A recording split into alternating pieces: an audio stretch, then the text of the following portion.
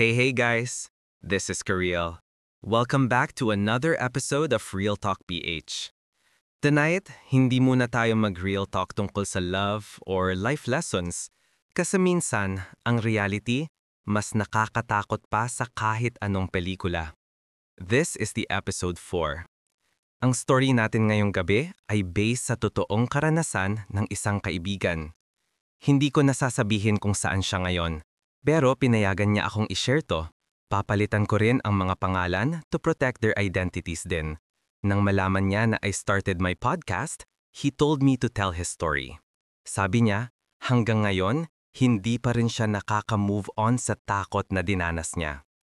Lagyan natin ng pamagat ang kwento niya. Yung ingay sa itaas. So itong kwento ay nangyari kay Rico. Noong 2019, lumipat siya sa isang maliit na apartment sa Mandaluyong. Gusto lang niyang tumira mag-isa kasi night shift worker siya. Tahimik, mura ang renta at malapit lang sa opisina niya. Yung building na tinirhan niya, medyo luma na. Mayroong 3 palapag lang, amoy kahoy at lumang pintura. Pero okay naman daw. Sabi ng landlady, si Tita Lorna, 3 tenant lang ang nakatira doon. May mag-asawa sa ground floor, siya sa second floor, at sa itaas daw may isang tenant pa, si Kuya Leo. Tahimik daw si Kuya Leo, minsan lang umuwi, night shift din daw. So si Rico, wala lang, chill-chill lang. Pero after a few nights, may kakaiba siyang napansin. Bandang 3 AM habang nakahiga si Rico, may naririnig siyang parang kaladkad ng mabigat na bagay sa sahig. Parang upuan, mesa o cabinet na hinihila. Mabagal, tapos titigil, tapos maya-maya maririnig ulit. Akala niya normal lang, baka si Kuya Leo lang nag-aayos ng gamit. Pero kinabukasan, nakasalubong niya si Tita Lorna.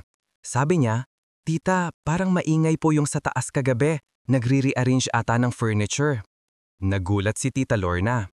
"Ha?" Sabi niya, "Wala nang nakatira dyan sa itaas, iho. Umalis na si Leo last month pa." Napatawa si Rico. Kala niya nagbibiro. Pero that night, narinig ulit niya yung dragging sound. Mas malakas, mas malapit. As the days passed, mas naging weird.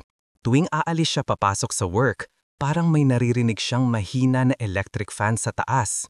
Isang beses, may tumulong likido mula kisame, parang kalawang o pulang pintura, at minsan, amoy bulok, amoy karne o basang sako na nabilad sa araw.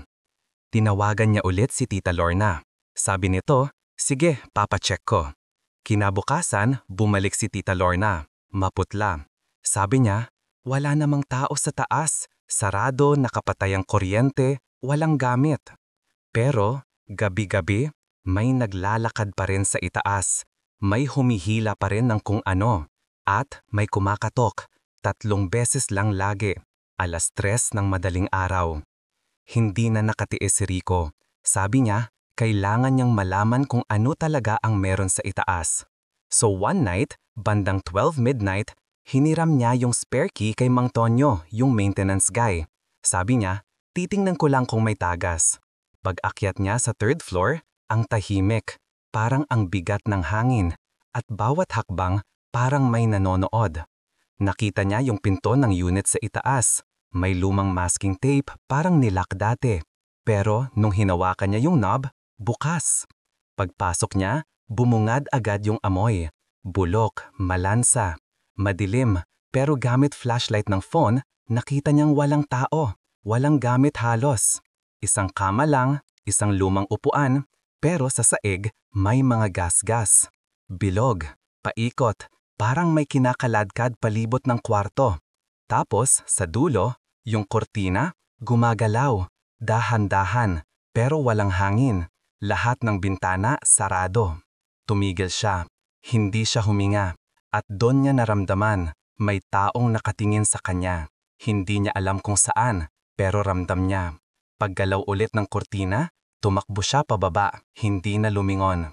Kinabukasan, dumiretso siya kay Tita Lorna. Sabi niya, "Tita, may nakita po ako." Hindi pa siya tapos, pinutol siya agad sa pagsasalita. "Huwag mo nang pag-usapan yung kwarto na yon, iho. Kunin mo na lang deposito mo, lumipat ka na. Walang tanong, walang explanation. Binigyan siya ng cash, sabay talikod. Bago siya umalis, kinausap niya yung matandang tenant sa baba, si Mang Berto. Tinanong niya, Mang Berto, may naririnig din po ba kayo minsan sa taas? Tahimik lang si Mang Berto. Tapos sabi niya, si Leo ba? Alam mo bang matagal na siyang patay? Nanlamig si Rico. Nagpakamatay siya dyan sa kwarto sa itaas. Dati nagtatrabaho sa morgue. Kaya siguro, kahit patay na, sanay pa rin siya sa mga bagay na kinakaladkad. Lumipat na si Rico makalipas ang ilang araw. Pero sabi niya, hanggang ngayon, pag tahimik na sa gabi, at lalo na kung may kisame sa itaas, minsan daw, naririnig pa rin niya. Yung kaladkad, yung mabagal, yung parang may gumagalaw na hindi mo nakikita. Kung may marinig kang ganun din minsan, huwag nang alamin. Baka may dahilan kung bakit gusto niya lang manatili sa itaas. At yan ang totoong kwento ni Rico. Isang simpleng gabi na naging bangungot. Dahil minsan, hindi lahat ng tahimik, ligtas. Kung nagustuhan mo ang episode na to, make sure to follow Real Talk PH on Spotify. Mayroon ding pala akong channel sa YouTube. Baka pwede mong bisitahin, like and subscribe na rin.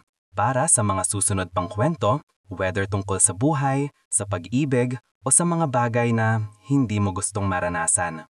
This is Real Talk PH. I am Kirill, where reality speaks louder than fear.